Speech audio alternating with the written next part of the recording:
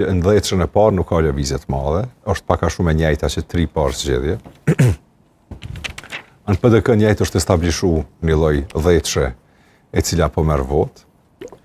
PDK ndoshta pritej pak më lart jetë Uran Ismaili, marr parasysh që po flitet që mund të jetë pasuesi i Bedri Hamzës, shembull të jetë i dyti në listë i 4 është, pas përparim Grudës edhe Arjan Tahirit.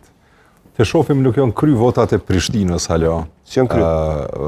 Aty ka shumë votë. Nuk kisha dash me spekulu, por është një trend ku si unë po mendoj që votuesi i PDK-s po i voton kandidat të ri edhe po kërkon prej partisë vetë sa më shumë kandidat të ri. E partia nuk po i ndëgjon. Çfarë?